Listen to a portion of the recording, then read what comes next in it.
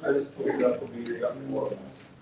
Meeting call to order. Councilmember Anderson. Councilmember Chapman. Here. Councilmember Clayton is absent. Deputy Mayor Quinn. Here. Mayor Moore. Here. Please stand for a silent prayer. Moment of reflection.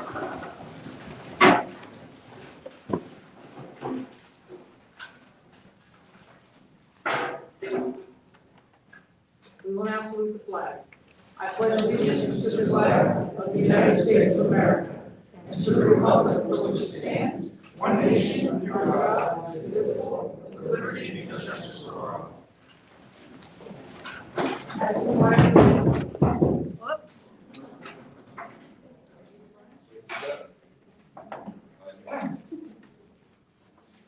the flag of the Public Meetings Act, Chapter 231, PL 1975, after notice of this meeting has been provided in the following manner.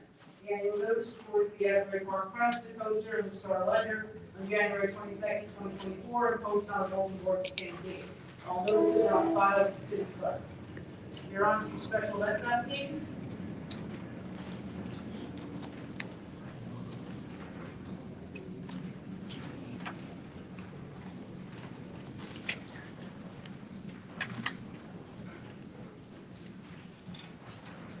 Good evening, Council. There are two applications before you this evening. First one is for fireworks related to a wedding happening on May 23rd. And the second one is for the Memorial Day Carnival. Any questions? Thank you. Thank you.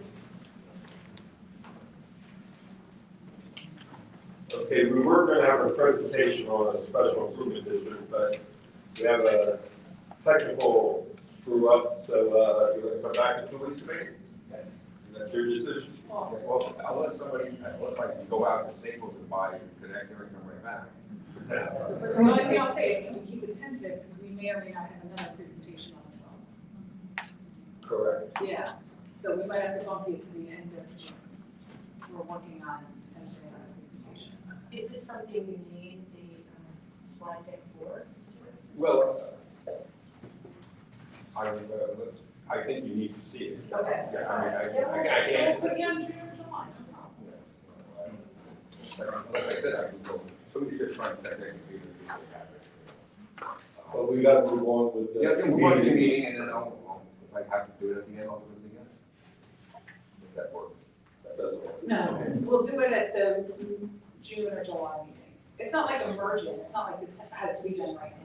Well, they wanted it as quick as possible, that's why I asked you tonight, so, but most we would bump you to, because we have something prior for the first June meeting, the second meeting in June. Agreed? The 26th. Do we have anything there? That's no problem. I'm actually not available on 26, I'm out of town. Can somebody else make a presentation? Nothing? So July.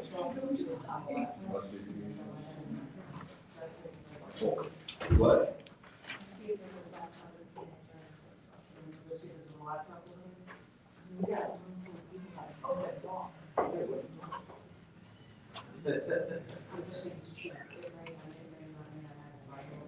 Okay, let's do this. Let's ask the council what they got to say, ask the city manager, so the attorney, go to public, and then you can search, and when we're done with public, if we find something, you can make a presentation. Okay, that works? We're now on to matters from city council. Councilmember Anderson. Yes, I would just like to say good evening to all of you and to wish you a very happy, safe holiday weekend. Thank you. Thank you. Councilmember Chapman. I just wanted to acknowledge Trinity Church. They were our morning station this year. They were one of two in Monmouth County. They took care of 365 total people, kept people warm, fed them, and did an amazing job with a lot of volunteers and very little money. So I just wanted to give a shout out to Trinity. Deputy Mayor Quinn? No. Mayor Moore? Nothing, thank you. Thank you. Matters from city manager? Nothing, thank you. Thanks. Matters from city attorney? Yes, one brief announcement. Once again, this evening, the redevelopment plan amendment relating to the property located at 1201 Memorial Drive was slated for a public hearing and potential final adoption. It's ordinance 2024-11 on tonight's agenda. These actions had been postponed and adjourned from the prior two council meetings until tonight. We do not have a council present this evening, with Councilman Clinton being absent. And as I announced at the last meeting, the city is reviewing potential alternative options relating to access to and from that development, and we're still in the midst of evaluating the feasibility of that. So the council does intend to table the hearing and the potential adoption of that ordinance once again until the next meeting, which will be held on June 12th. So I just wanted everyone to know that in case you came here tonight just to speak at the public hearing for that ordinance. That is going to be tabled. However, you're more than welcome to make a comment during the regular public comment period if you wish, but there will be no action on that ordinance tonight. And that's it. Thanks, Fred. For now, under public participation, may I motion to open up the meeting to the public? Move it. All in favor? Aye. Thank you. Public participation is now open. Any member of the public wishes to speak, please use the microphone, state your name and address for the record. There will be a 3-minute time limit for each speaker. Don't do this timer yet, just, we have a Memorial Day service Monday, I'm sorry, I should have said that, I should have acknowledged. We have a Memorial Day service Monday in Fireman's Park at 9 a.m., so if you're available, please come out. Can you do the time after I say my name too? So I get my. Hold on 1 second. You're going to go, Eric, James, do me a favor, you not work the time to come up here, please, for certain.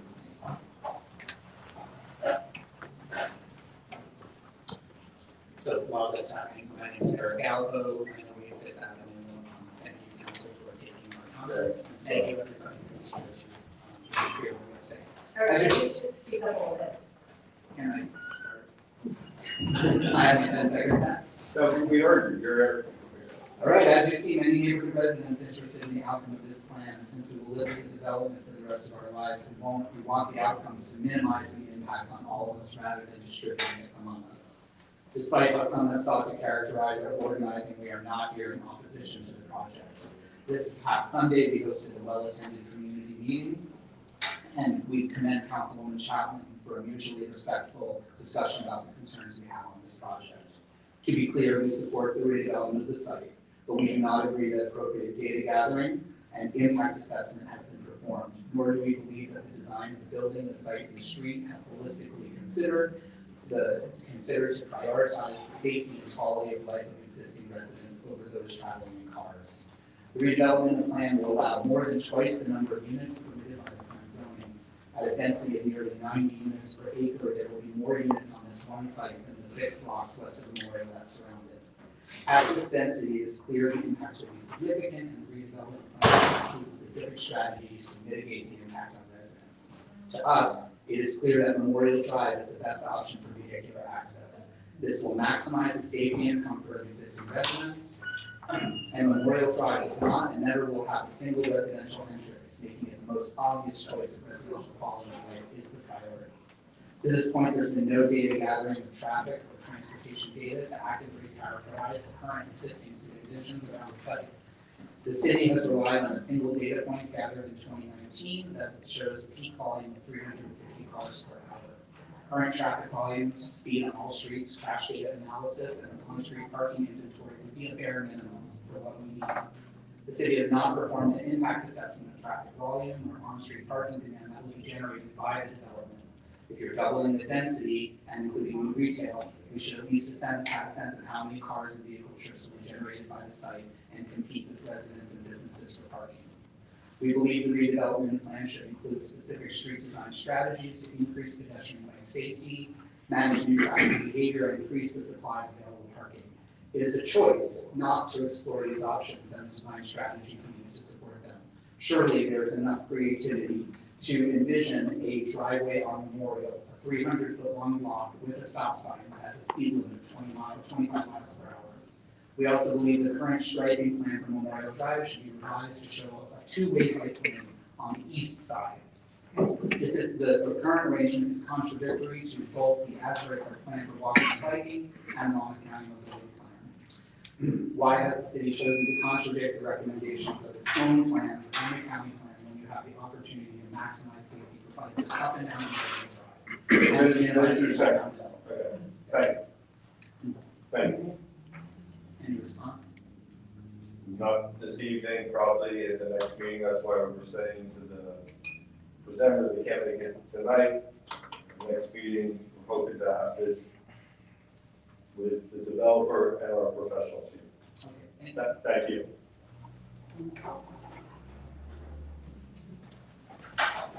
Nancy Sabino, 1000 Fourth Avenue. Good evening. First, I want to thank the council for all the bold ways that the boardwalk rules have been announced. It seems to be working. On Sunday at 4 o'clock, I counted 16 dogs, 12 bikes, 2 skateboards, and 3 cops in a driving minivan. Today, I counted 2 dogs, no bikes, and 5 cops in 2 minivans grouped together at the south end of the boardwalk. And I did receive a call from an officer Ring this week, thanks to a call I know the city manager made. And he called on Monday and said he'll be assessing the traffic on 4th. He understands my concerns, and I offered my house for the electronic sign as a place to put it to see the traffic that flies down at 7:30 in the morning. And I was expecting him on Tuesday, but so far I've not seen any assessment or police activity on 4th. As for the 1201 Memorial redevelopment plan, given how much should be re-examined, perhaps this delay would be a good use of everyone's time. The more questions arise, the less understanding of how those questions are going to be addressed to the betterment of the neighborhood. I know you would want everyone to be welcoming the 130 new neighbors we'll be all getting used to seeing on the street. And without adequately considering all the very complex issues at stake here, how can we feel that the neighborhood will be able to integrate this project well? Where do you expect the additional cars that don't have assigned spaces within the complex will be parking? And do we know if there are going to be dogs allowed in this complex? It'd probably be up to the HOA, if there is one. Question for you. You say 3 minivans, are they on the boardwalk? Yeah, the little tiny cars. Well, number one, if they're being paid by UEZ money, we're breaking the law. And number 2, I don't think 3 police officers should be driving down the boardwalk together. So if we could correct that, it'd be appreciated. Mayor, I think she means the electric golf cart that the police are patrolling in. Right, but if we're paying for walking patrols, UEZ is paying for walking patrols, not minivan patrols. Right, and we don't want you to lose the UEZ money. They were not walking, they were all in the golf carts. Okay, thank you. Thank you for bringing that to our attention.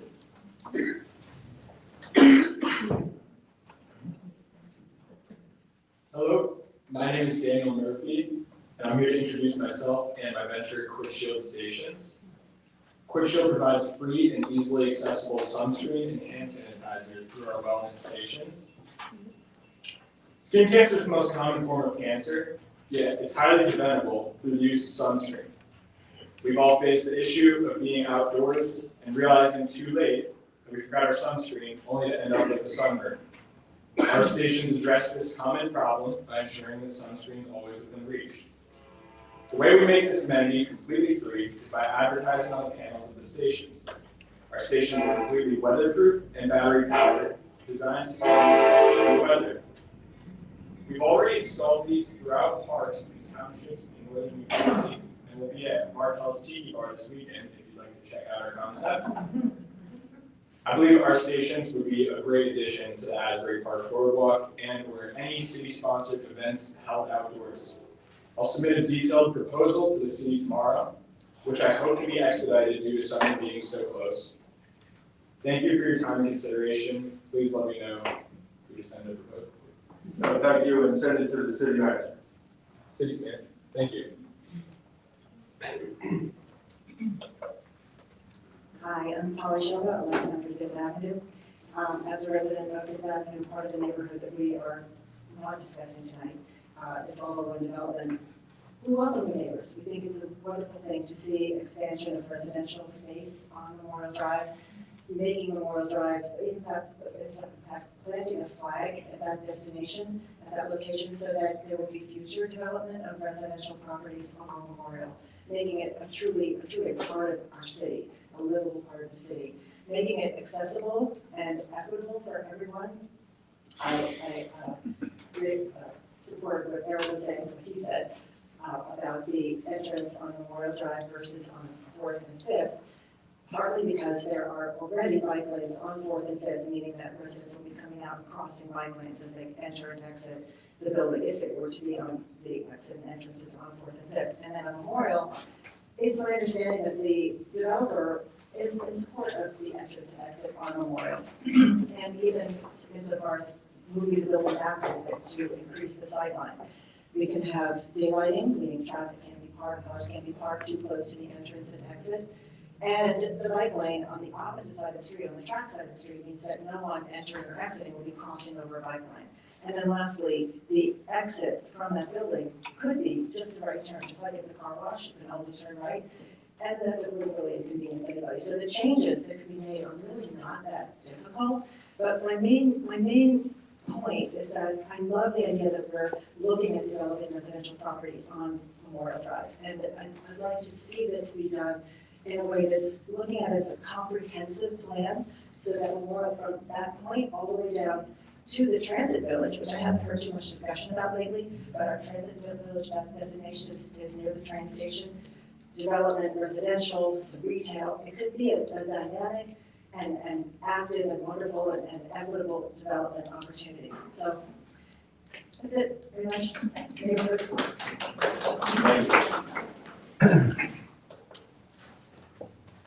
Hi, Michael Kushner. I also live with I was at the meeting at Eric Lippo's house, and Councilwoman Chapman was there. And I learned a lot of things there, and not the least of which is that the data that we're relying on for this project is 5 years old, that was done on 3rd Avenue. So the fact that we're not even doing current studies or whatever on traffic and so forth is really, really concerning, regardless of what the outcome may be. But at this meeting was urban planners, there were land use attorneys, and it just reminded me of, in the 10 years that we lived in Asbury Park, is that we are really fortunate that we have a wealth of talent living within this community. The residents, the business owners. I have immense respect for all of you on the council. I know you're not in it for the money. But you're also the redevelopment authority. And I mean this with all due respect, and we're not the experts. And we have people that can be tapped into, and my observation has always been that there's a reluctance and a resistance to really tap into these professionals who have made this community their home, or advocates who have really educated themselves and spent a lot of time going to other communities and see the way they do things and so forth. So my request would be is that bring these people into the conversation. I think too many decisions are made behind closed doors, and we're brought in late into the game. And my other request would be is that this piecemeal spot redevelopment of projects like this is just really, my fear is that there's really no vision for Memorial Drive. And my understanding is that if we do end up with this property with entrance and exits on 4th and 5th Avenue, that sets a precedent for Memorial Drive based on bad data. And then every other project has got to be done the same way. So let's look at Memorial Drive holistically, and let this one be the really start of doing it the right way, with data, with tapping into the wealth of knowledge that we have within this community. You're great leaders, and great leaders tap into the talent around. Thank you. Thank you.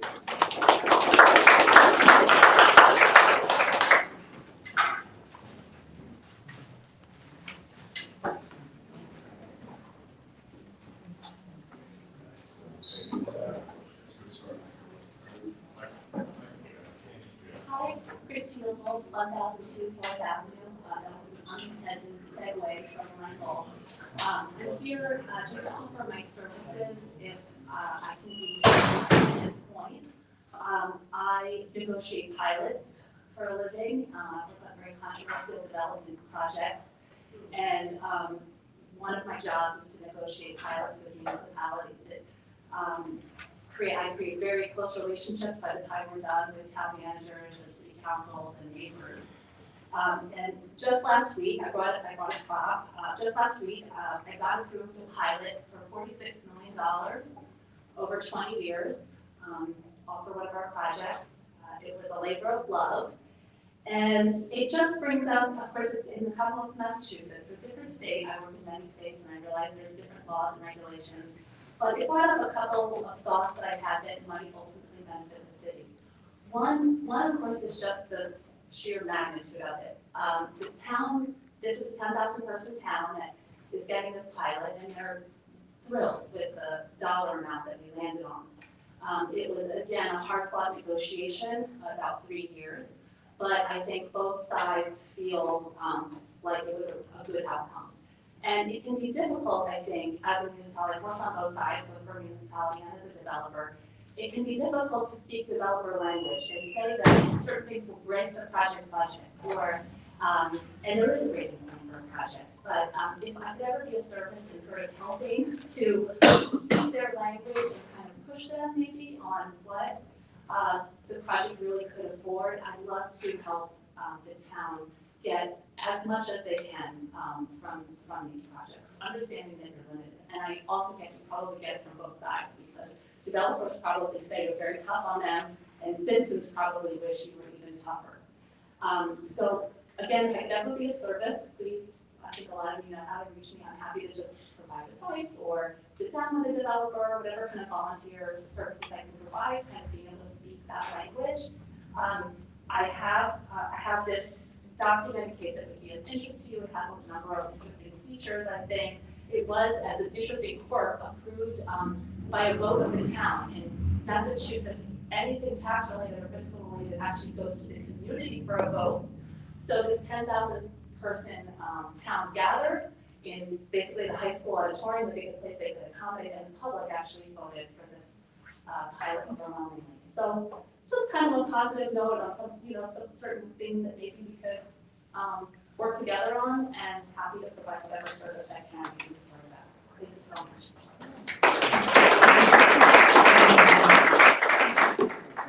Thank you.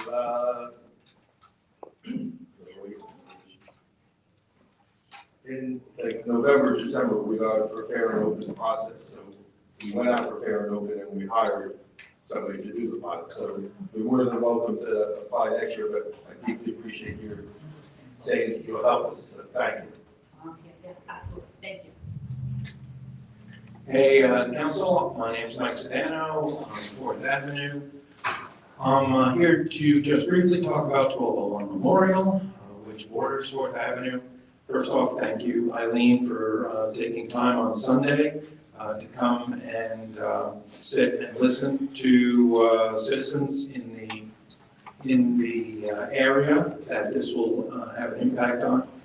And I just want to let you know that the developer reached out to us. We had no contact with him. He reached out to us and said, whatever you want, okay, I'm ready to listen to what you want. You want a setback on Memorial? Do you want 4th and 5th entrances? How do you want to make this plan work for the neighborhood? And he said, at this point, I haven't heard from anyone from the city, so I'm just letting you know that he's talking to residents to assure them that he's willing to do whatever it takes to make this very wanted development work for the neighborhood. When you talk to him, I would also ask, what are we going to do with the extra cars that are going to come into this development that only supports one parking space a unit? And if the solution is to find street parking, I think that's going to be a real impact, 365 days a year on 4th, 5th, Langford, Memorial, and all the surrounding streets. Thanks. Thanks, Mike. And just so you know, based on the feedback that I received at this meeting on Sunday, I created a bullet point list and shared it with the council, city manager, and others within the city. So thanks for all of your feedback. Thanks. So I'm going to say, Michael, thank you, and I'm also going to go, since something Christine said, sometimes developers can be, I'm gonna use the word wonky. For him to say, nobody from the city is talking to him, he's full of shit. And that's why we couldn't tell Stuart he would be on next council meeting, because we're gonna have a developer here, we're gonna listen to everything he's telling you and everything he's telling us. So there's a disconnect, and for him to tell you that deeply disturbs me, because I know it's not true. No, that's great. Thank you. Yeah.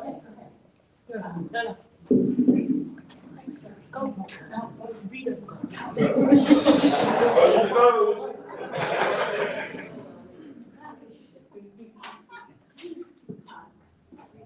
First time I asked Fred, reading around on 8th Avenue. We talked about the conflict of interest at the last meeting. I was wondering if you researched it. And the other thing I like to talk about, I like to deal with numbers. I see that the 901 went from 188 to 788. I mean, those are dollars. 188,000 to 788. And that's an awful lot of jumping around here. And the other thing, the insurance went up $1 million. And also, the other part of the insurance went up $688.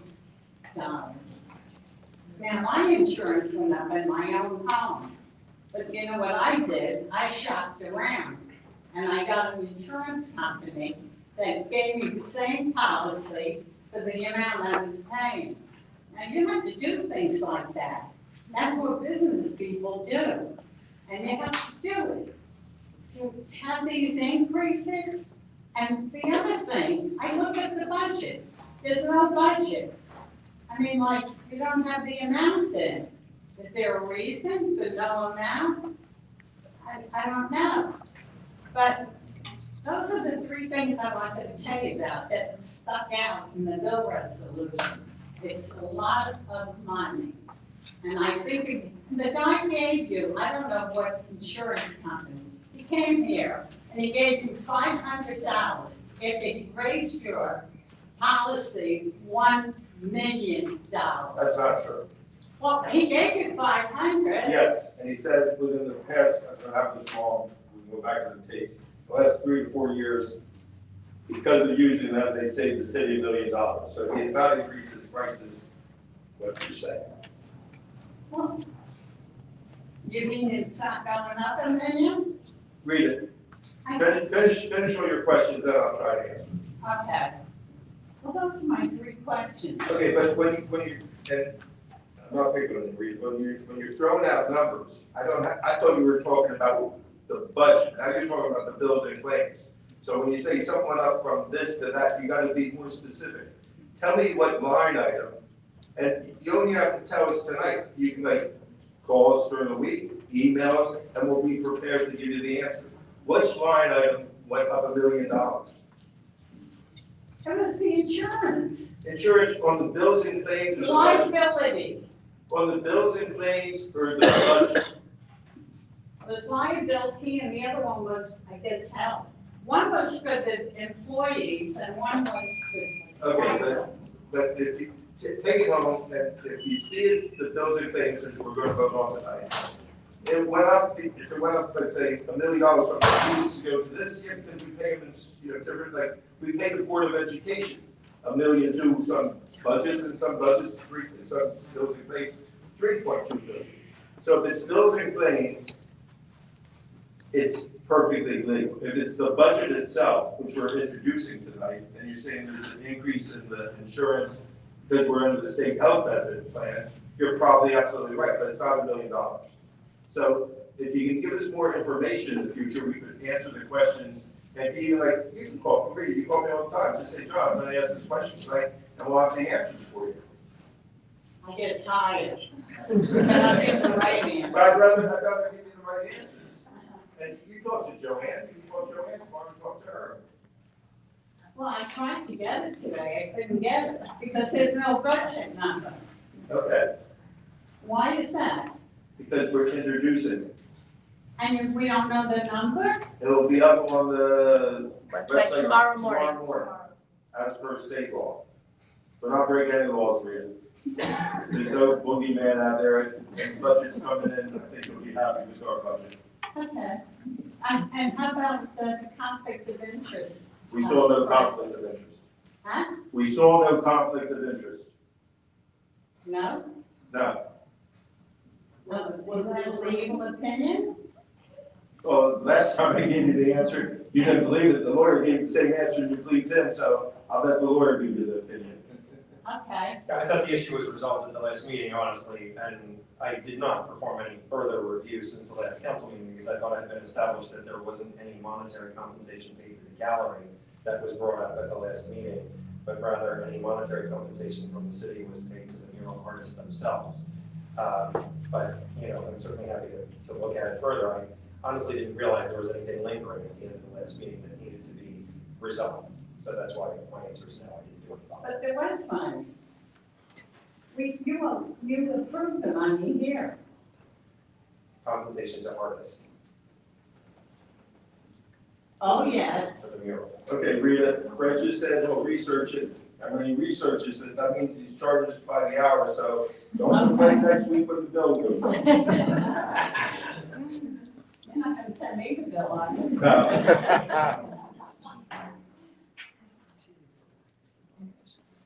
Hello, Felicia Simmons, 1034 School. I'm Asbury Park President of WCC Historic Preservation Association, formerly known as the Westside Community Center. I am standing here, again, reaching my hand out. We missed our last meeting, there was some rescheduling issues on behalf of the city, and I'm hoping to reestablish another meeting so we can sit down and see how the Westside Community Center and the city council can work together. Also, I am encouraged by sitting in this room, listening to everybody in this room, and it reminds me of the inclusionary zoning and how we established Asbury Park Affordable Housing Coalition that started in my living room. And it's spread out throughout the church, throughout the community, as I sat with all kinds of professionals, literally finding where we can densify, how we can add, and how we can work together as residents of Asbury Park to make an inclusionary plan for everybody in Asbury Park. So I'm inspired to reach out and do it again, community-based, because the community is we the people, and we the people decide how our community runs, including the council, because they're people too. But again, we hold all the power in our form of government in this country of the United States. So I'm saying that to say, we don't have to wait for approval to put together a commission. It has been done. Has been done by me, it has been done by a lot of people in this room, so we can reach out and we can do it again. To have a cohesive plan for the compass the whole 4 square miles of Asbury Park, how the community and everybody in the community wants it to be seen and wants it to be home. So in that case, that is pretty much it. Thank you, City Council, for again, I'm looking forward to the next rescheduling of our meeting, and I'm looking forward to working with a lot of the community people to build a plan for Asbury Park. Yeah, and we're sorry we had to cancel that meeting, but somebody was couldn't make it, so we're gonna reschedule. Yes, we will. Thank you. Thank you.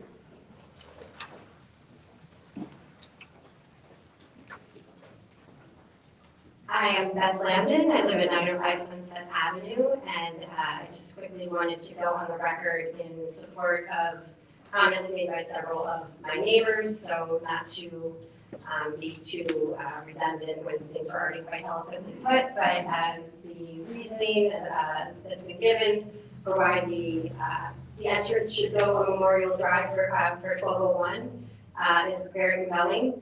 Makes a lot of sense, and particularly the suggestion or the request that we align with the other recommendations that are already made by two organizations to keep the double bike lane on the east side. Also, not only works well with synergy with that other suggestion, even on its own, it seems to make quite a bit of sense.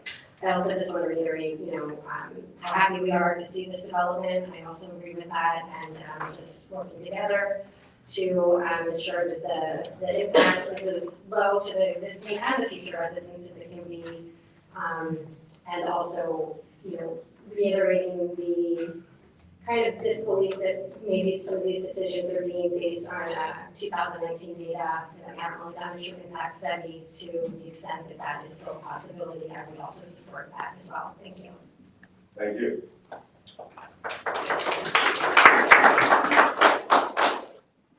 Good evening, Council Leader, 7 Fourth Avenue. I'm here to talk about 1201 Memorial. I know there's been a lot of comments from my fellow residents. I'm probably going to repeat a lot of those comments and those facts, but I think the importance of those need to be repeated again for the record.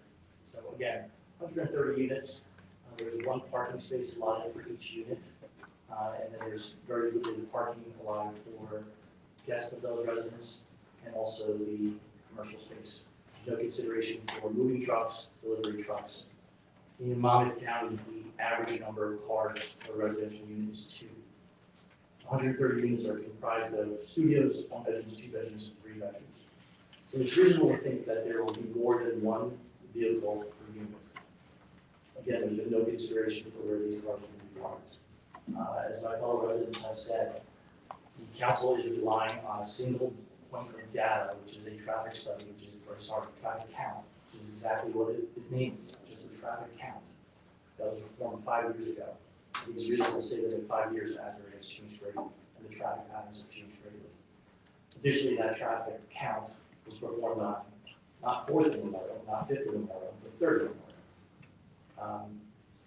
This council has repeatedly refused to conduct a traffic impact study. If the council on the June 12th meeting says, well, the reason for that is the cost, and I asked the council, have you put it out for RFQ? Do you know what the cost of the traffic impact study would be? You said it was cost. No, I'm saying that if that is your response on June 12th. If your response on June 12th is that you don't want to waste taxpayers' money on a traffic impact study, this current plan has potentially up to a 30-year pilot program, which would certainly affect taxpayers' money. I know the law does not give the council on the redevelopment act the authority to force the developer to do a traffic impact study. And certainly, from the comments that have been said by the other residents, it's not unreasonable to ask the developer to do the impact study. If the impact study comes back and says 4th Avenue, the only entrance and exit currently on plans is the least impactful, then at least we have something to point to. Right now, there's nothing to point to other than a 5-year-old traffic count. So if this council truly wants transparent governance, then I urge you to perform a traffic study or request the developer to do so. Thank you. Oh, Mr. Scully, 1 second. I didn't hear it yet. And what did you say, Monmouth County 2? Monmouth, right, the average number of vehicles for a resident unit in Monmouth County is 2. Okay, but that's not dictated by Monmouth County. No, it's just a study. No, I read that wrong in the letter, so. Yeah, I can send you the link. No problem. Thank you. And part of the reason we're not talking tonight until the 12th is because we asked for it tonight, so. That we should be here by the 12th. From the developer.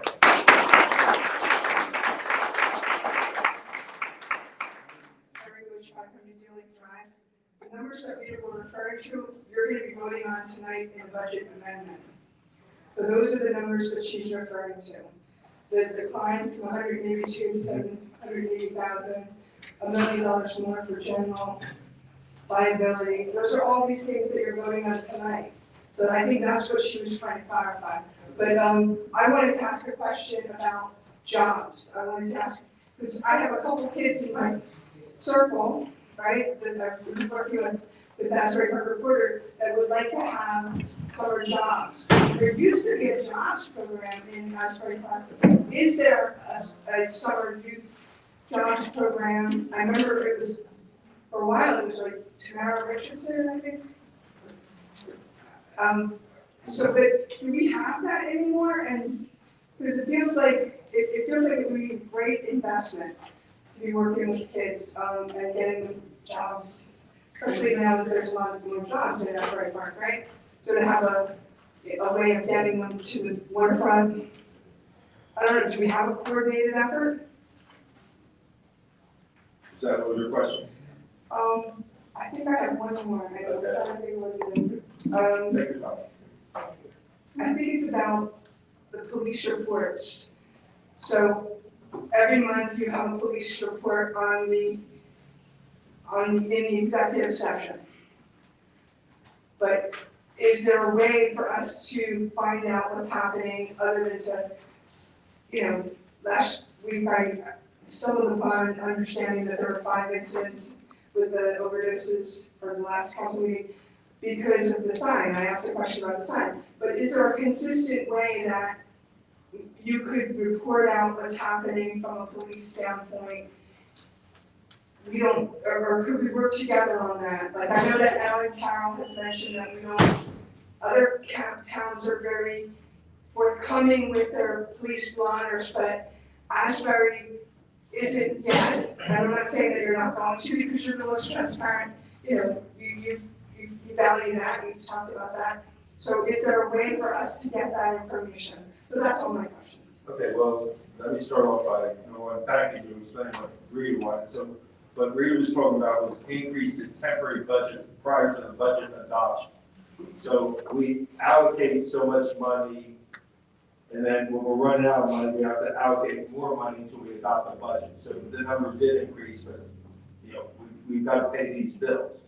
So Rita, you're right, it did increase, but you were talking about 2024-245, increase in temporary budget prior to budget adoption. So there's there's some payroll, there's some legal fees, there's some liability insurance, went up $10,000, no, $400,000, but these are bills that we have to pay in a timely fashion, and we didn't adopt the budget yet, so that's why we just thank you. As far as the police blotter, that's the first time I'm hearing, we're not cooperating with the coaster, so we'll look into that. And as far as the report I get, why can't that be made public? I don't want to say that you're not cooperating with the coaster. I've heard that it's easier to get information from other towns, and in my experience, we do get there is a little bit of a lag time, even on issues that are dangerous, Okay. And there is a state law now that says if there's a danger to the community, that has to be released within 24 hours. So I'm not here to throw stones or anything, I'm just sort of saying, I know that you guys get the police report. Is there a way for us to somehow get that out? It's a good question, we're going to get the answer. I'm not the lawyer, right, Rita? I'm not the lawyer, but I don't see why we couldn't share this with the public. There might be a couple things that might have to be redacted. Redacted, and I can review that with the city attorney. Okay, I appreciate it. No, it's a good question. And then. The kids in youth program. Yeah, what we're doing with workforce, we are doing workforce loan. Okay, with respect to the internship program, I'd like to start up something next year again. But we do have under the UEZ program, we do have an internship program for that. So Sylvia Chaffee is the coordinator for UEZ, and you can speak with her about that. Okay, thank you. Thank you. And I think the boardwalk is kind of a junior lifeguard. You have to get to the microphone. Yeah, that's the junior lifeguard. The city every year does a big job fair with the high school where we coordinate all of our departments, DPW, police, fire, lifeguard, and all of our departments go into the high school and then with applications and local businesses. I mean, we're able to pick up maybe a dozen kids. I'm pretty sure we still have openings at the beach department, so if you know anybody who's working papers for 14 that needs a job, then you run your program. Yeah, that's hiring kids. Do you still need people? Yes, kids. So, through the recreation program, we hire ambassadors and counselors to help the children. So get in touch with Alicia Floyd if anybody knows anybody looking for a job. Yeah, I think all these are on our website, but I don't know. Yes, they are. Thank you. Hi, I'd like to forward for a second. This is not specific to 1201, although it does involve 1201, also Holy Spirit, and frankly, politics, pretty much all of the developments. And in regards to parking, and I had tea with Ms. Chapman this week, and she was great.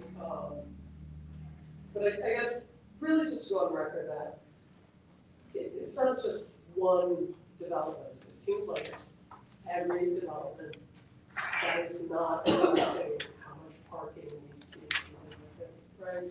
Look, we have a lot of legacy apartment buildings and multi-units developments that don't have a space, right? 120 years ago, whenever they were built. People did not have 2 cars, right? But today they do. You can't retrofit into existing buildings. But we can ensure that as we build today, we build with adequate parking, right? Full experience going to put in 90 units. I don't know. I haven't seen the plan, but and I've heard arguments on like, well, there'll be some low-income units and they won't have cars. Well, I think that's a spurious argument as well, right? Whenever you have, maybe a studio only has 1 car, right?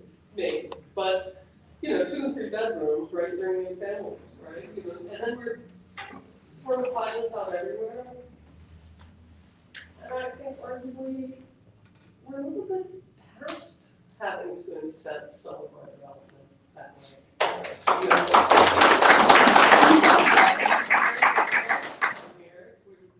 They're dying. Our housing stock is so low because there's not. People are desperate to buy here or rent here. We pay more than almost every other town in New Jersey for schooling, and yet when we put in pilots, we're not contributing to that. So it's existing homeowners that are carrying the cost of educating students as well, right? So parking and pilots, but Gulf Fishing, a couple blocks off the beach, again, why isn't it 2 spots per car, 2 spots per unit? But really in general, I suppose, just going on the record for that, love the copies with the council member, and I appreciate the opportunity in a smaller session to be able to talk. One other thing, can we put zebra stripes on Asbury across Heck? It's like people take that last light on brand, and then they're like, I'm so close to the beach, and then they speed, and there's no actual zebra stripes for pedestrians when you cross Heck. And people have hit like 60 going down there those last few blocks. Okay, if you want to. That's it. You want to talk to James Banana, we'll talk to you about exactly where you mean. Yeah, I'd love to know where. And then as far as like the pilots, I think the council was giving out a pilot, except for each one, the out by 2002 agreement, that anybody that doesn't give us affordable housing. We need affordable housing, and people will build, but they won't give us affordable housing unless they get a pilot.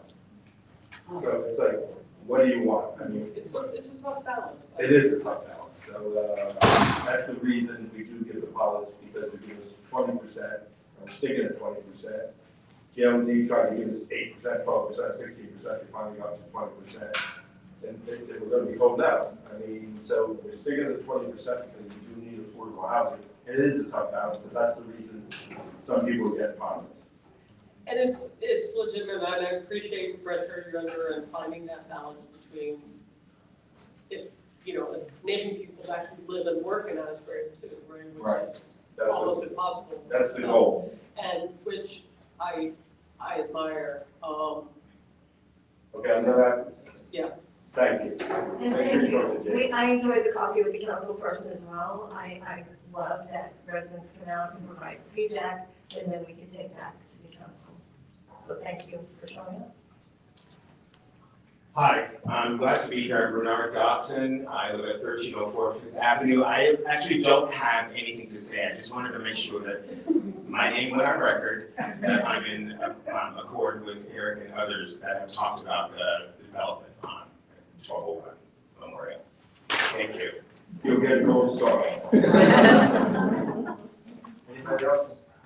Motion to close. Good.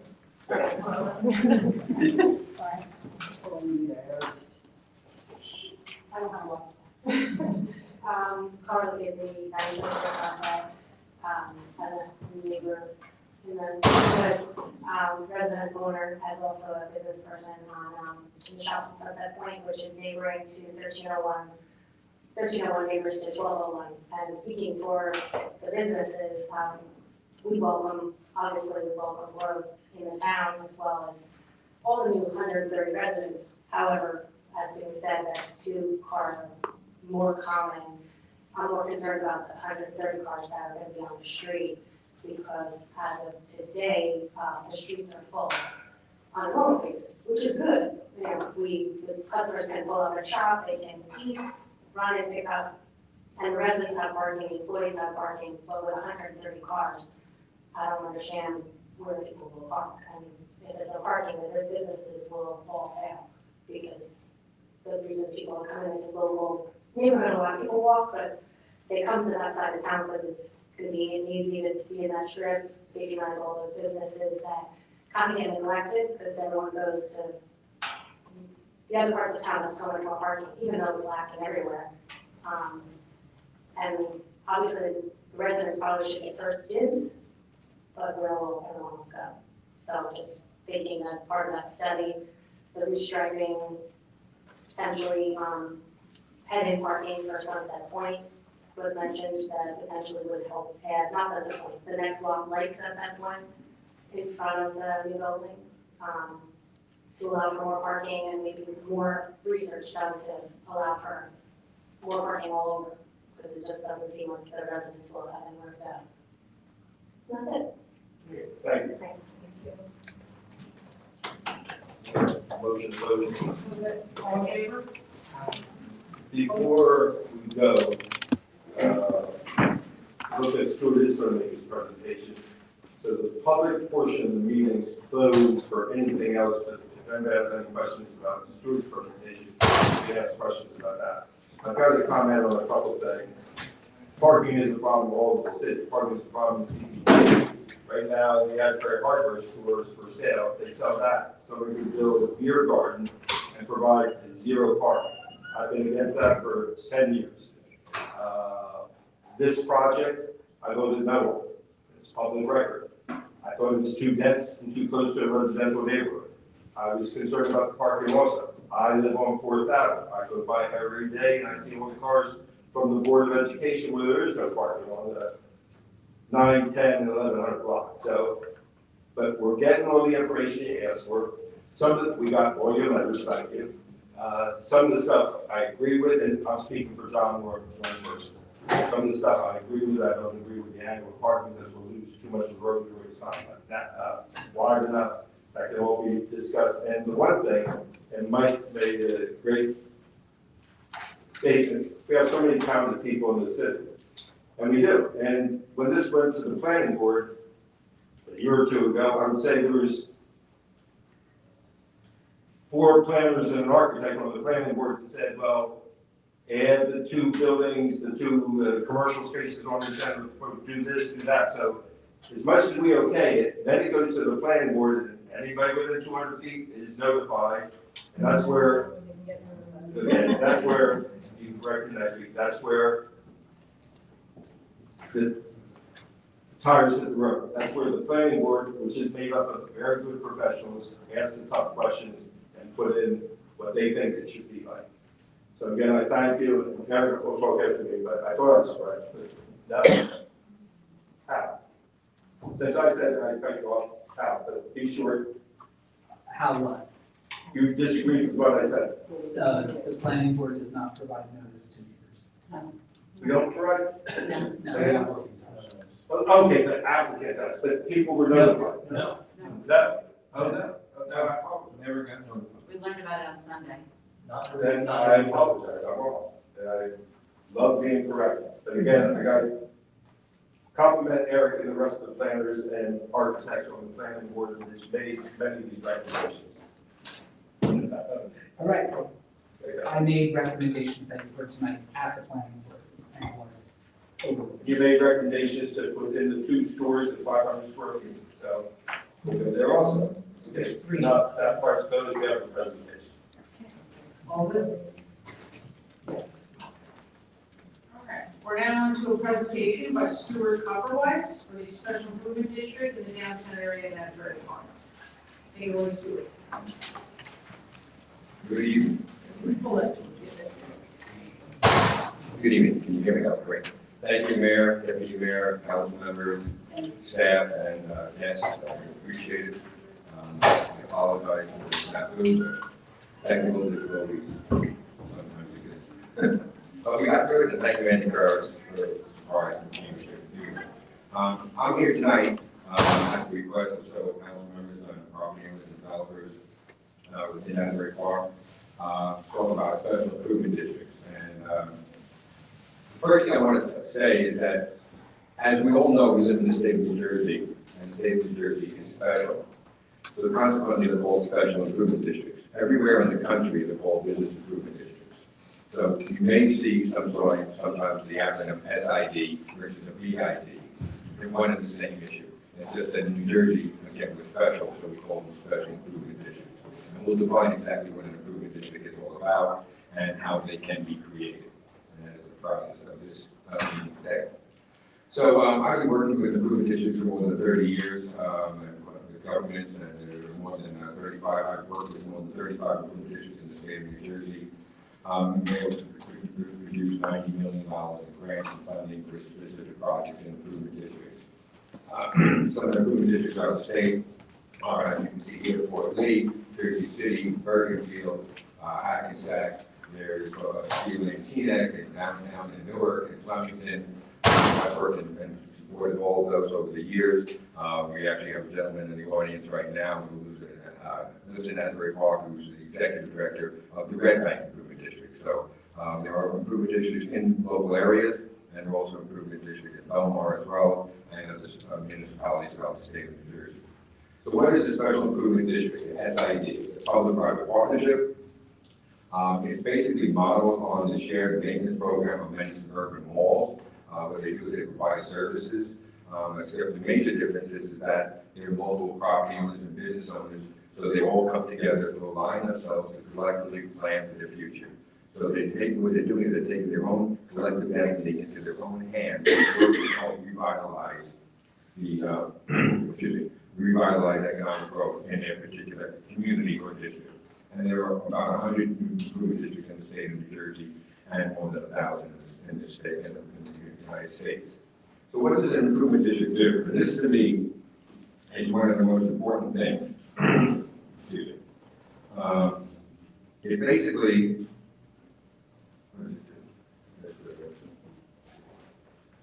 there's mostly 17 different items in the statute on that is creating an improvement district at the state level.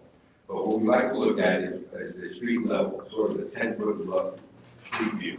What's in front of you? So it works with maintenance, it works with public safety, business development, marketing, and community service, landscaping, and capital improvement. What you see in front of you is what you're going to look at mostly, and that's what you want to try and improve. And then collectively, you want to be able to do that, and that's how the improvement district is put together.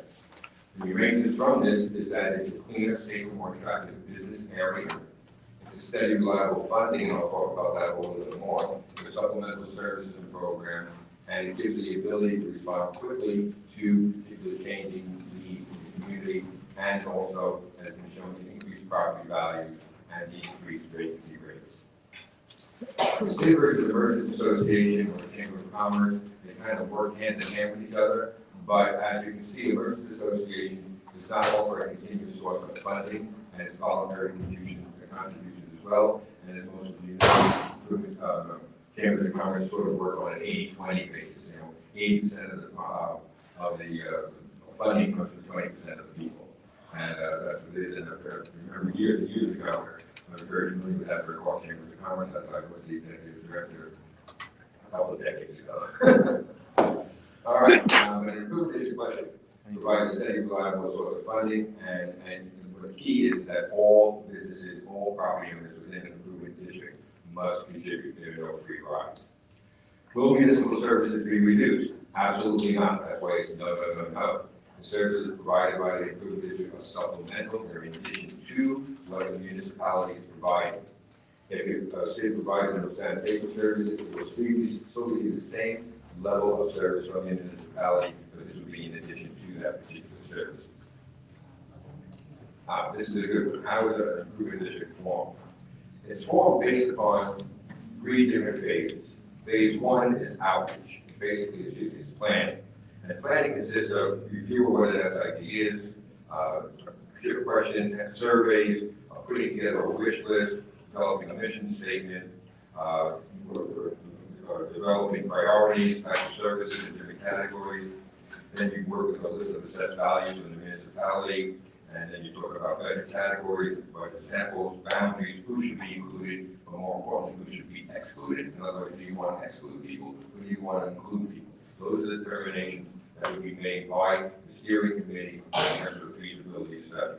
Then eventually you go into phase 2, which is outreach, and outreach is basically going into having a public hearing on the process, and then getting feedback from that again, putting out more surveys, putting that into the plan, and then working with the steering committee to then put together the final report. And the third one is the final report on the feasibility study to make a recommendation or not to make a recommendation, and that is the legislative authority of the improvement district. And it's formed by the council through an ordinance that is adopted by the municipality. Who oversees an improvement district? It has a board of trustees. It usually becomes, it includes property owners, business owners, civic leaders, public officials, and it must have a representative from the governing body. The majority, however, should be property owners, since they're the ones who are making the primary decisions regarding investments in their particular district. The District Management Corporation, which is the DMC, was created by the ordinance and so named in the ordinance, and it files a certificate of business with the state of New Jersey, and then they hire an administrator to run the improvement district. Running that improvement district in the District Management Corporation, it is basically done by a variety of, again, like I said, business and property owners. They all should be working together in doing so. This is an interesting concept, and I go through this all the time with a variety of different individuals, and this has happened over the years, and I think as council members, you probably understand this as well. Property owners are concerned about carpeting and debt service. Retailers want more customers. Shoppers want more goods and services to enjoy, like people were talking about today. How are we going to go shopping? Where are we going to go? Parking, etc. Main Street is an inviting shopping area. The municipality wants jobs available, and zoning determines the use. However, and this is the key, the municipality does not provide and choose the tenants. It is done by the property owners. And consequently, the property owners like to get together and then helps them put together a regional market analysis, bring in people and understand who they want to be, start putting into their retail spaces. So how is this paid for? Funds are generated by a special assessment. That's what it calls special. It is an assessment. It's billed and provided to the government. The annual assessment is unique to each particular improvement district based upon their budget and services. The amount paid by each property owner is determined by formulas that the improvement district creates themselves, and usually based upon property size, value, location, and services that are being provided. This is one of the things that I always very excited about, and in fact, the role of the city is to coordinating services, liaison between government and stakeholders to the property owners where the money comes from, assist in redevelopment, zoning, planning, information, and working on dissemination of information, provide value to the businesses and researchers. And then there is the next item, which is cheer. And cheer is something that capitalizes on programs, in other words, providing brick and mortar money, helping the corridor at destinations, marketing, public relations, encourage partnerships, enlist community support, and revitalize beautification. I've always been known to, this brings up a story that I'd like to say real quickly. It's about Noah. And most people about Noah, the ark and everything else. And if Noah was living today in the United States, and he was asked to build another ark, and he only has 6 months to do so, here's what would happen. And 6 months are up, and the Lord roared, and he said, "No, where's my ark?" And Noah said, "Give me, Lord.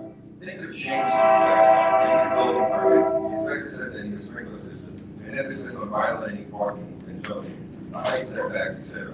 The DOT demanded a bond for the moving power lines, etc. And the word is, again, I'm trying to local trees to save the animals. Then there's the animal owners who are suing me. No, Lord said, there's more. Lord, the EPA rules, I need an impact study on the flood. Human rights commission filed a complaint on hiring of minorities, and the usual of me to let my sons work. Not to mention immigration, who reject green card status on those who want to work. Finally, the IRS seized my assets, saying I'm trying to leave the country with endangered species. So forgive me, Lord, it will take about 10 years to build. The sky's clear, rainbow appeared, no air. But you're not going to destroy the world anymore? My Lord? The Lord replied, no, the government beat you to it. And the reason I'm saying that story and bring the story up is because, quite frankly, an improvement district helps resolve all those particular issues. It works with business and property owners and the government to help create a more durable downtown and business area. There's 78 million baby boomers. This is what's going on. Brookings Institute, an 83% dead households that could be child by 2025. What that means is that they want someplace to go. And where do they want to go? They want to go to the downtown. And that's why Asbury Park is growing by leaps and bounds. And that's why the improvement district is something that some business property owners and some council members as well are looking at self-determination for the future. It makes it possible for property owners and members of the business community to control the revitalization of their own district. And it's been determined to be the most qualified mechanism to encourage growth and improvement for them. The next step would be for the creation of a steering committee which will review all the options of a feasibility study to determine if creating an improvement district is the right thing to do for the city of Asbury Park. And with that, future growth of the state is something we support economic growth and revitalization and development where infrastructure and transportation exists. What we need to do is flatten here and enable them here. As I mentioned in the beginning, the improvement district is a mall without walls, and this is one of those improvement districts in Federal Square in Jersey City. Thank you very much for your time. I'm open to any questions and comments, and I look forward to working with you in the future. And as you can see, there's my name and number. If anybody in the community wants to speak to me afterwards or answer any questions, I'd be happy to do so. Thank you again for Mayor, Deputy Mayor, council members, and the community. Thank you. Thank you. I have two. So property owners, not the actual businesses, contribute to the city, am I understanding that right? So if I be the owner of the building, not the little business in the building. The property owners are the individuals who will be assessed from the improvement district. It is up then to the property owner to determine whether or not they want to pass through that assessment or a portion of thereof or a percentage of whatever it happens to be. The business owners are not assessed directly. They are, just like they pay rent to their area, the property owner may or may not determine to ask for additional rent to help support it. Most of the time, they do not. That's And then how, like, a SID would be Cookman, or would it be Cookman in Maine, or it can be whatever? See, that's a great question, and it could be wherever it is. Right now, I'm working in town Ridgewood, and we're looking at all the entire municipality. And Ridgewood is a big city, but quite frankly, it has different districts in different areas. I just did Hoboken, which is a small city, but they are, well, everybody in Hoboken, all the businesses are in, all the streets are in. Princeton, which is one that was just created 2 years ago, all their businesses in all the outlying areas, they created sub-areas.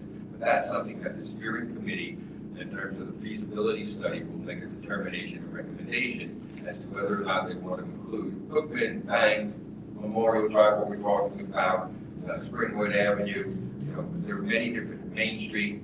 They will look at all those options and then make a determination as to what services first they want to contribute to and deliver, and then from there, who should not be getting those services and who should be.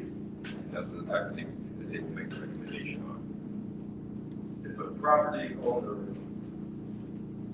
passes it along to a business, then is the business going to vote? No, there is no voting. So it's taxation without representation? Well, that's a very good statement, Mayor. And there's state statutes on that, and there's actually state law, and then it went to the Supreme Court dealing with improvement districts. And the improvement district is called a special assessment. It's not a tax. tax is appealable, and it works completely differently, as you just mentioned. However, the assessment, like you may used to, a sidewalk assessment, or a sewer assessment on properties, those are assessments. And the improvement district works with assessments, and that is why it's created that way in the state statute. And Burbank is Yes, it does. for the whole, And just for the downtown. and Asbury's never has, I feel like this topic has come up before. This topic has come up before, and in fact, the councilwoman Daphne, and I discussed this earlier. I got the letter that I think she wrote about 15 years ago discussing this issue. And I was actually present as well with some other property owners to discuss this. But we've never had one. We never discussed it. We never discussed putting together a feasibility study to review creating an improvement district. And do you have to get like a certain percentage of buy-in? Like, let's say we said it was a downtown SID, would you need a certain, like, what if nobody downtown? Is there a vote? There is no vote. The vote is only by ordinance itself. But what happens is that you do want, obviously, buy-in, and you want transparency. So what happens is the steering committee moves together, as I mentioned earlier, and then they will hold a stakeholder meeting. Sometimes they hold one or two, and they'll have it here in the council chambers, and everybody will come to voice their opinion about the improved district. And letters are sent out to every property owner within the potential district. So sometimes it can be 300, 400, 500 letters that are going out. So how much would they have to, would they over have to invest or pay into? That's to be determined. Some of them can be as little as $150,000 on an annual basis. Red Bank, I think they're $550,000 in change. Some of them are over $1 million. It all depends on the services that they want to deliver and how many people are involved. The average usually is somewhere around $1,000 on an annual basis, but it all depends on the size of the property and the size of the budget. Oh, so it's like square footage, like, so Ale House would pay differently than say Interwoven. It's either based upon square footage, again, it's a determination, or it could be based upon assessed value of the property or taxes paid on the property. I personally like to put them in, tag them to assess to taxes paid, because I've never seen taxes go down in a municipality. So consequently, the improvement district budget is always going up, even though it's a minimal amount. At least it's not staying stagnant, because cost of services go up at the same time as well. And all these comments that you're making are things that the steering committee hashes out over a period of 9 to 12 months. That's how long the process takes. And then they make a recommendation, and the ordinance has to go in front of the council for public hearing. About the, to set an introduction and a public hearing. I'm not really clear on the services. Sorry? I'm not very clear on the services that SID would provide that would be different than what this municipality would provide to these businesses. Right, and that's a good question. Again, the services that the improvement district provides is in addition to what the municipality is already providing. So what happens is that the improvement district would create its own marketing plan on top of what the municipality is doing. It would have a budget, they would hire a public relations firm. They may do that, they may do additional cleaning services. In other words, you're providing municipal garbage pickup and cleaning, but they probably may want more. You may provide signage and facade grant improvements to different buildings and property owners who are able to do that. You may run different events in town, just as the chamber works working hand in hand with the chamber. But then they could run a restaurant program. I know we have restaurant weekend at Asbury Park, but this could be something completely different where the improvement district offsets the cost of a prefix dinner from a $50 dinner. You buy a gift card for $50 gift card for $30. You get the $50, but the improvement district picks up the difference. These are just some of the different programs that can be run. No, thank you. I was wrong choice with Eric, which I apologize, so I'm probably going to be wrong with this. I think around 2010, 11, the city approached that time for SID and it was not receptive. Which I couldn't care less. It's just. I don't know, there's some property owners business owners here. It could be that they did not want to. I think you may be correct there about that. I know now there are some businesses and property owners that are very interested in running something of this nature. And consequently, they asked me to sit down with some of the council members and, discuss this. And now the the council has asked me to make this presentation. The next step, I said, would be to, if you're willing to move forward with this, is put together a letter from you, Mayor, to a variety of residents, civic business owners, property owners, civic leaders in town, and ask them to attend another meeting similar to this, to see if they want to participate in this steering committee. We should also present to, so we have a business committee. Yes. Yeah, we should bring on that agenda for the next meeting, so we can talk about it.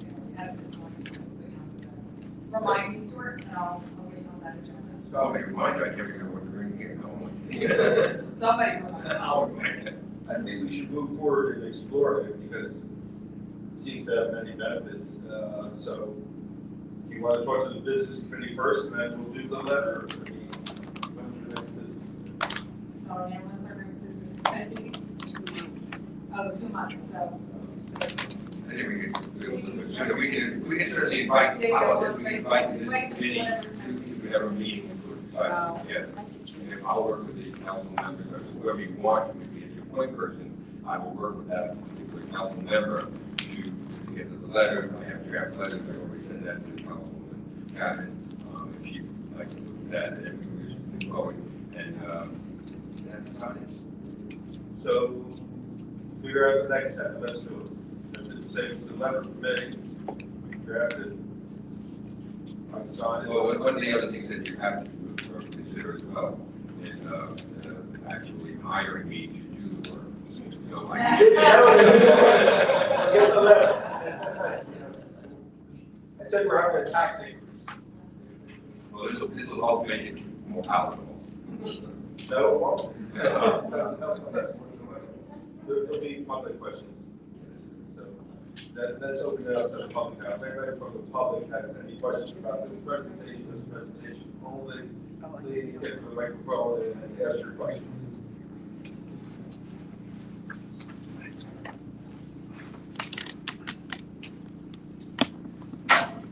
Good evening, everybody. My name is Bob Zuckerman. I live at 600 Heck Street. I'm the person that Stuart referred to earlier about being the Asbury Park resident who runs the Red Bag Special Improvement District, better known as the Red Bag River Center.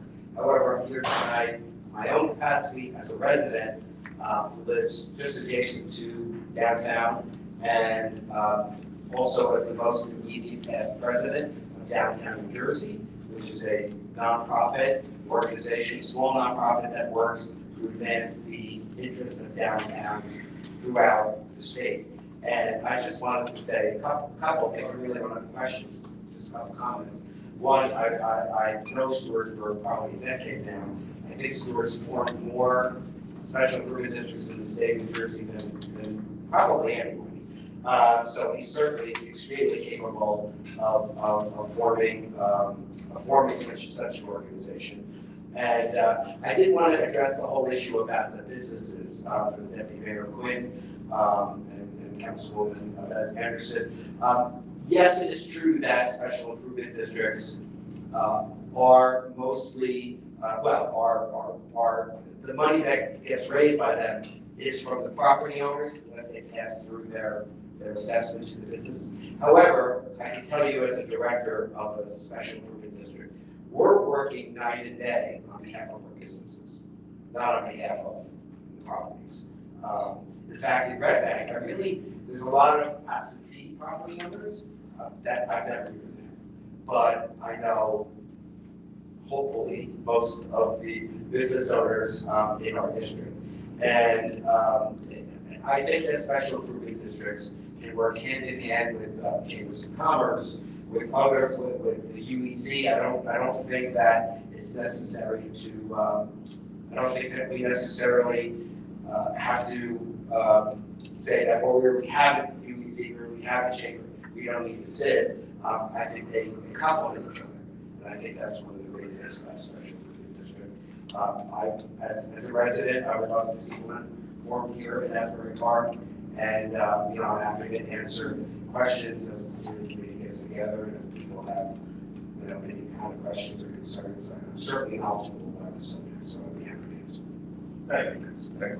Just to your point in terms of chambers and business communities, et cetera, a lot of the improvement districts work hand in hand with chambers as well as, I mean, a lot of them are concerned that the chamber is going to be researched or certain things of that nature. That never happens. What happens is they work hand in hand with each other and they support each other. As a former business owner, what happens when a business owner in that district, not a business owner, but a property owner in that district decides not to, that they don't want to join it? Do you go around them and create like a donut? No, that's why I mentioned earlier in terms of the chamber versus an improvement district. On the state statute, when the ordinance is passed to create the district, everybody is included in the district that they say is part of the list. So they don't have a choice. So they do not have a choice, they must pay the assessment, and that is why the statute was created, to give the businesses and property owners the ability to create a district where everybody participates. No freeloaders. You're welcome.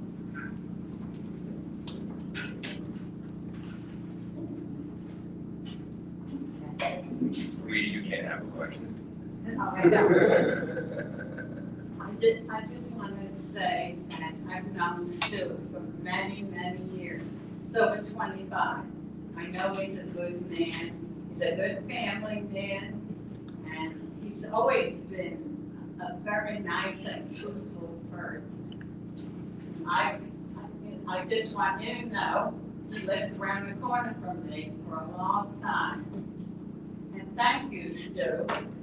Thank you, Rita, for those comments. You're actually making me tear. You also have to get a quarter for me. Rita gets a gold star. Hello, just a question and a statement.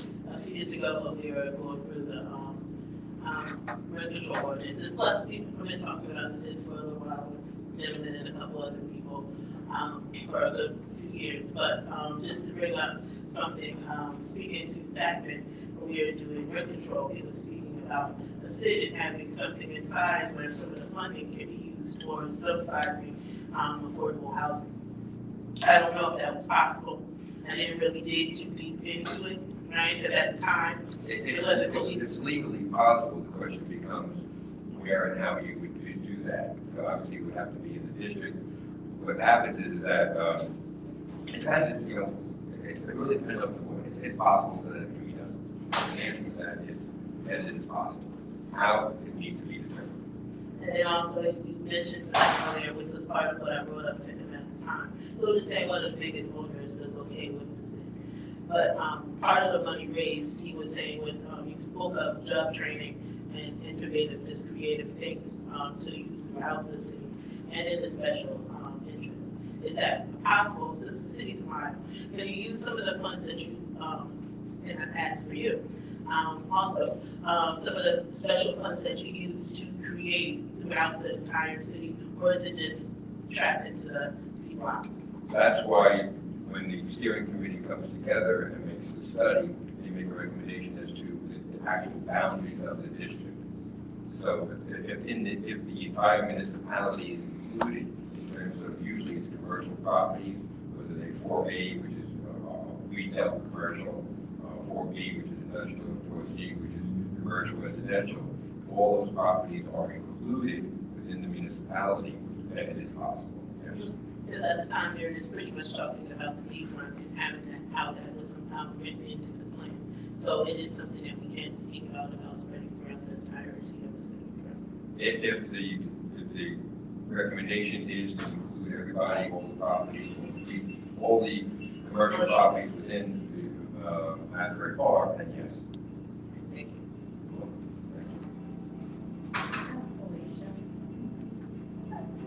Tracy Ross.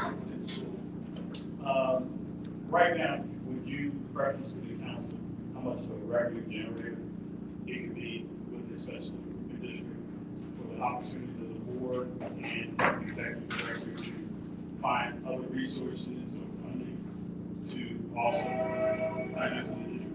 I mean, as I mentioned earlier, I don't know. It could be, it depends on the actual assessments themselves. An average budget in the state of New Jersey is about $300,000 to $400,000. That's the average budget. The average salary of an executive director staffing is around $100,000. It depends again on the time frame. Some of them can be as low as $60,000. The assessment could be as low as, $200,000. But then again, you can have an assessment like Hoboken went from an initial assessment, I think it was from $800,000 to $1.3 million. No, I mean, in actual, once it's established, are they able to raise, funding? Additional funding? Oh, absolutely. Yeah, they can go, they can go to the state, they can work hand in hand with the urban enterprise zone, the UBC program. They can go to, they can raise, they can go get grants. I know Bob is a great grant writer and gets grants from different sources. I've done it myself.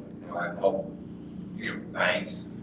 Banks involved. I've been involved in North Prudential was a big funder for. They actually. Corporations are involved. They were a big entity that created additional funding, which would be able to use for different functions in the district. Right. I mean, so not only would you have your assessment, but then you would have generated funds from third-party sources that add to your budget. Exactly. And the other thing is, with this feasibility study, are you asking that it's done for the whole city or a particular area? Or The study is to look at the entire city and make a recommendation as to whether it should be, what those boundaries should be. Should it be the entire city? Should it just be certain select areas? As I mentioned earlier, who do you want to exclude from the benefits of the improvement district? That's the question I keep asking the steering committee to answer.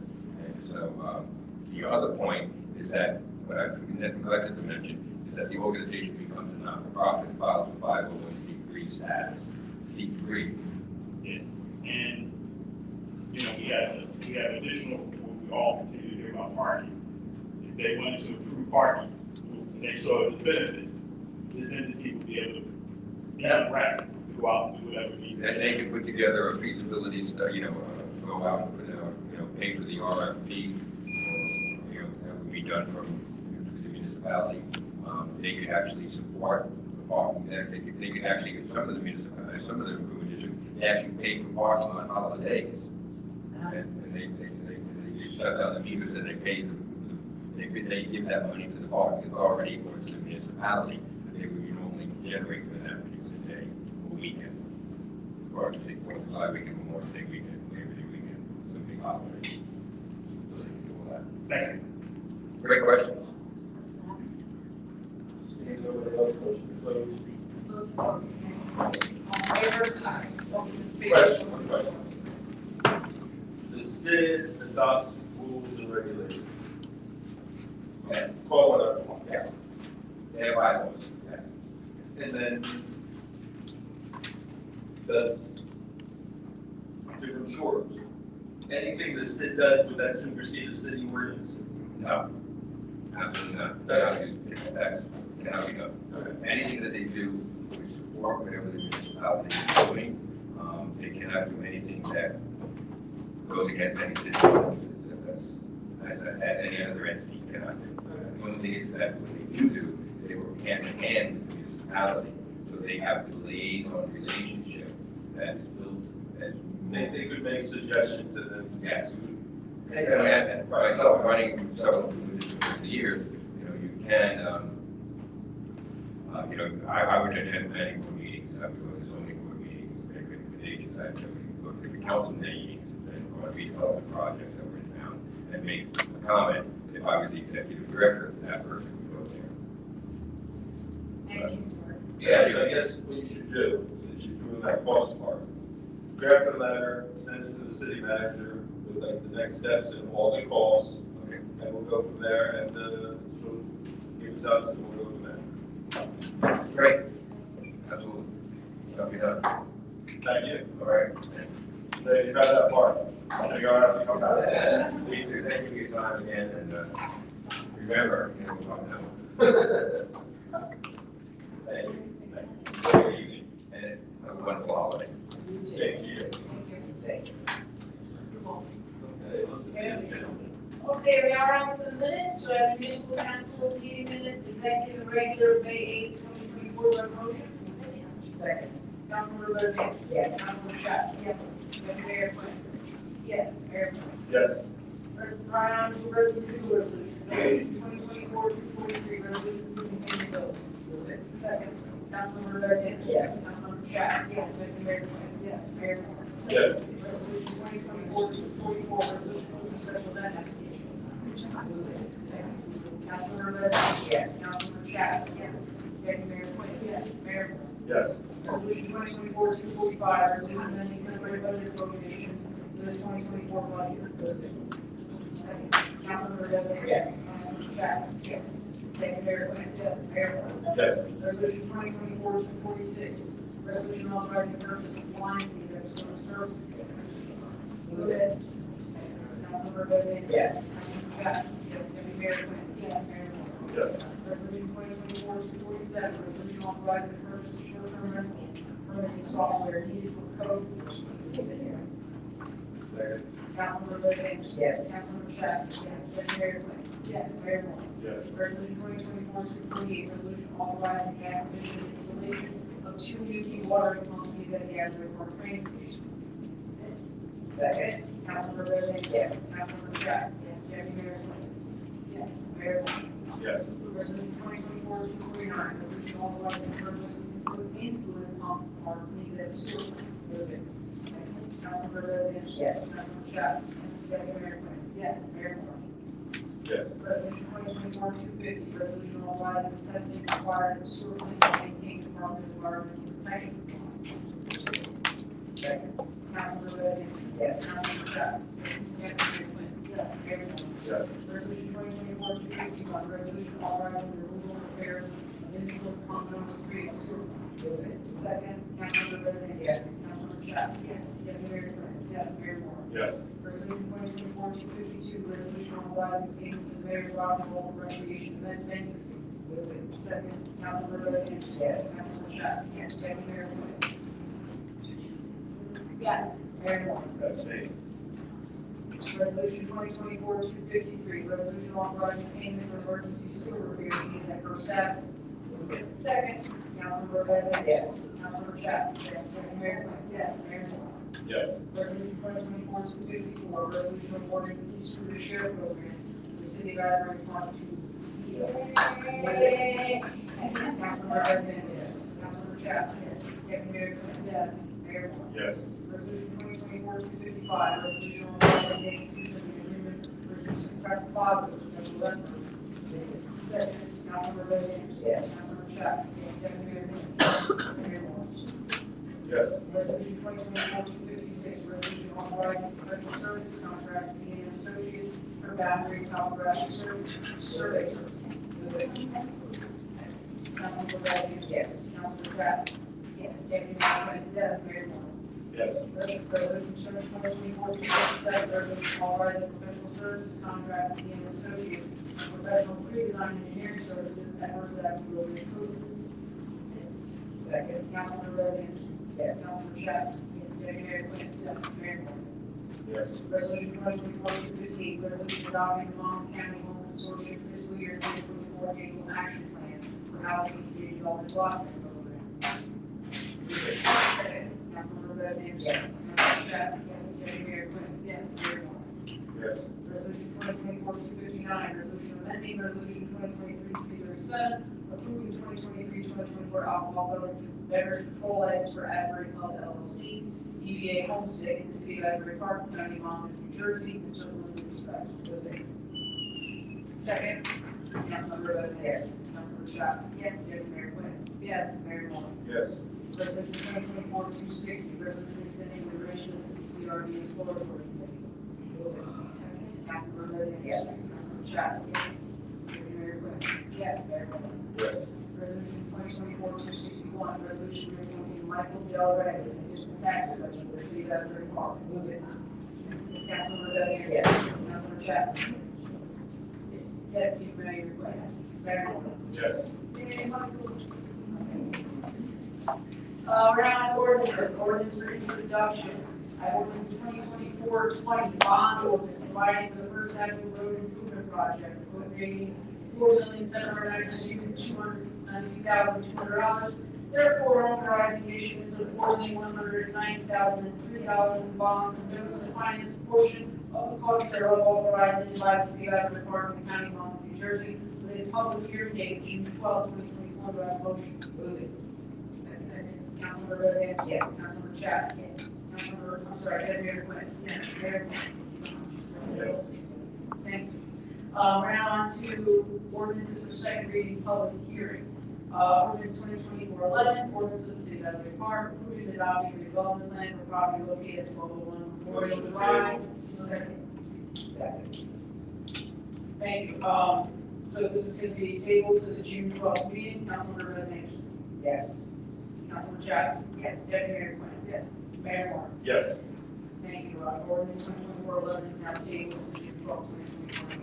Ordinance 2024-17, bond ordinance providing for the Main Street Streetscape Improvement Project, appropriating $900,000 to the Corps, and authorizing the issuance of $774,65,000 in bonds and notes to finance a portion of the cost thereof, authorized and by the city of Asbury Park in the county of Monmouth, New Jersey. James. Director of Transportation, James Banana, would you please provide a brief overview of this ordinance?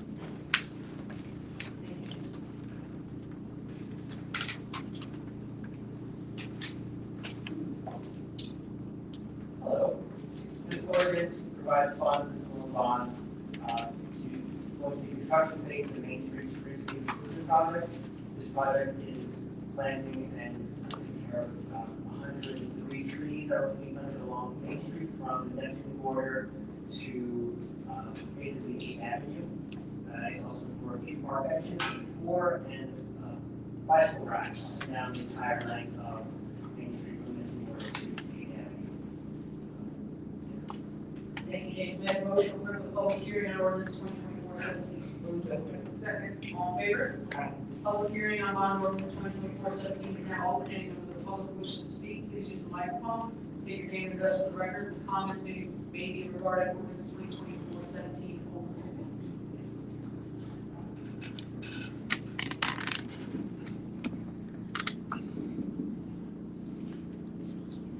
Hi, Reed Miranda, 8th Avenue. We're borrowing all that money. I did the first part. How much of it is paid by the state? I can't recall off the top of my head how much the grant you received was for.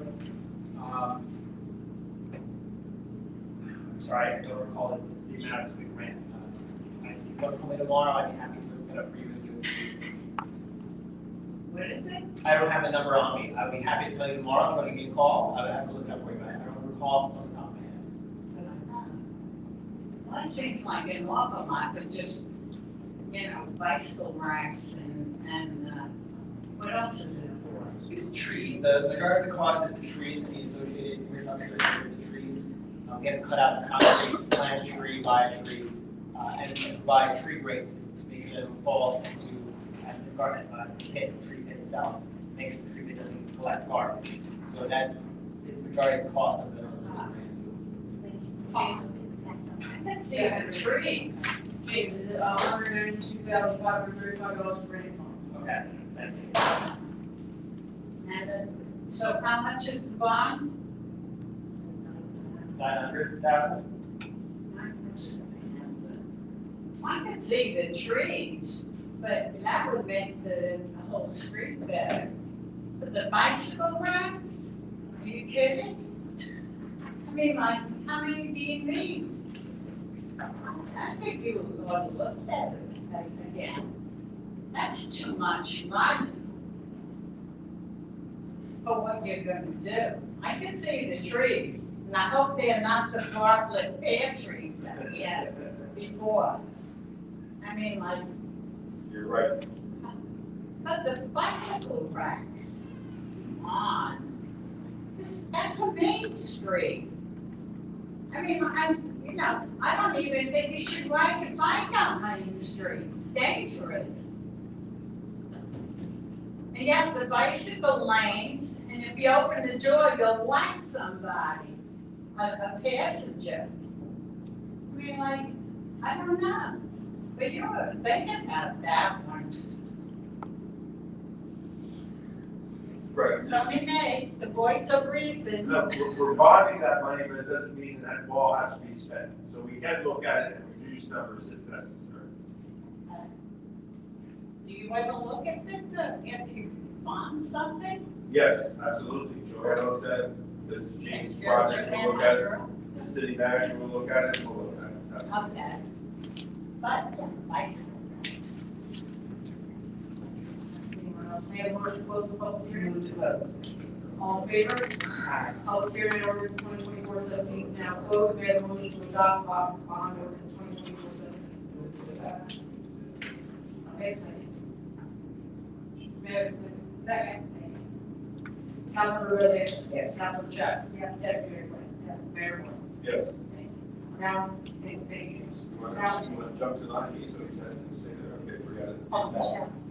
Now, in ordinance 2024-18, ordinance of the city of Asbury Park, amending and supplementing section 30-24, entitled fees of Article 3, Development Administration and Enforcement of Chapter 30, Land Development Regulations of the Code of the City of Asbury Park. Our Director of Planning and Redevelopment, Michelle Alonso, will provide a brief overview of this ordinance. Good evening, everyone. This is raising the fees that we charge applicants to the planning board and zoning board of adjustment and those, and the escrow deposits. We're also raising the escrow deposit for those who ask for redevelopment plan amendments. Our research, the fees of our neighboring towns, the increases that I'm proposing are not out of line with what our neighbors charge. And also, most importantly, I simplify or I eliminated calculations of for fees to flat fees, so that's not confusing to developers and the staff. And again, I also increased, as I said, the initial escrow deposits that developers would need to post before their application goes forward. Thank you. Thank you. May I have a motion to open the public hearing on ordinance 2024-18? Move to open. Second. All in favor? Aye. Public hearing on ordinance 2024-18 is now open. Any member of the public wishes to speak, please use the microphone. Motion to close. Second. All in favor? Aye. Public hearing on ordinance 2024-18 is now closed. May I have a motion to adopt ordinance 2024-18? Councilmember Rosales? Yes. Councilmember Chapman? Deputy Mayor Quinn? Mayor Moore? Yes. Ordinance 2024-19, ordinance amending ordinance 2024-8, which amended chapter 7, sections 13 to 14 to establish prohibited parking regulations along Emory Street and Second Avenue. Director James Knapp, provide a brief overview of this ordinance.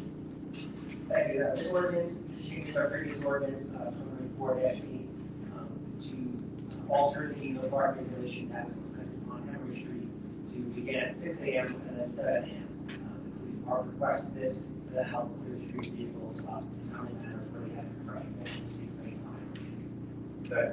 Thank you. May I have a motion to public hearing on ordinance 2024-19 to open? Second. All in favor? Member of the public wishes to speak on ordinance 2024-19? Motion to close. Second. All in favor? Public hearing on ordinance 2024-19 is now closed. May I have a motion to adopt ordinance 2024-19? Councilmember Rosales? Yes. Councilmember Chapman? Deputy Mayor Quinn? Yes. Mayor Moore? Yes. We are now on to the 2024 municipal budget introduction. Our CEO, Joanne Booth, and our city manager, provide a brief overview of the 2024 municipal budget. Take it away. Thank you. You're welcome.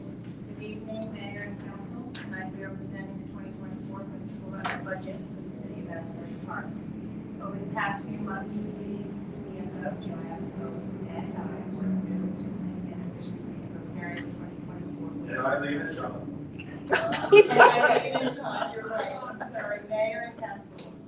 We met with all department heads and made necessary cuts to their budgets while preserving the services to the residents of Asbury Park. We were mindful of the residents' tax dollars and the allocation of resources to achieve and maintain council and community goals. This budget reflects the day-to-day operations, sets spending boundaries, and also fosters transparency and accountability in managing public funds.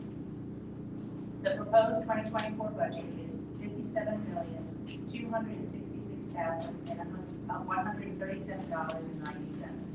Compared to 2023, this reflects a tax decrease to 55 cents per $100, or a decrease of $46 per home. The 2024 rate of tax will be $68 per year on an average 2024 assessed home value of $589,290. No, just, Oh, I'm sorry. Were you Do busy? you need me to repeat Getting anything? numbers no, right? I'm okay. Okay.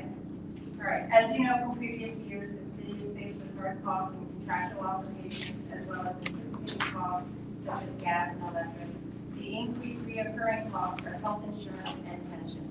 Despite this, the economic success story of Asbury Park are some of the various sources of revenue such as parking and beach. The city has advanced with an upward trend every year. In 2023, parking revenue was $3,872,000, which is projected to be increased in 2024 to $5.5 million. Thank you for your commitment and your consideration in reviewing this year's budget. Mayor Moore and Councilwoman Clayton, thank you for your participation in with this budget. Chapman, I said Clayton. I'm sorry. Okay, now, please, no more trips to Alaska. Yeah. Thank you both.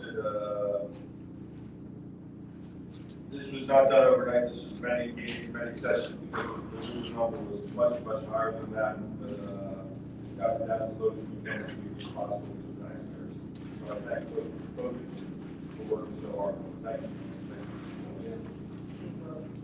So resolution 2024-262, resolution introducing the 2024 municipal budget with a public hearing date of June 26, 2024. Do I have a motion?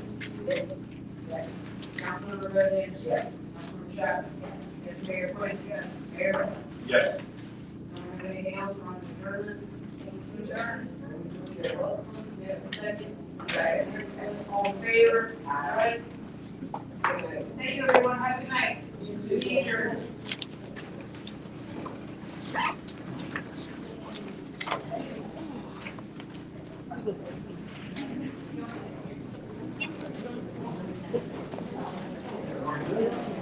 you.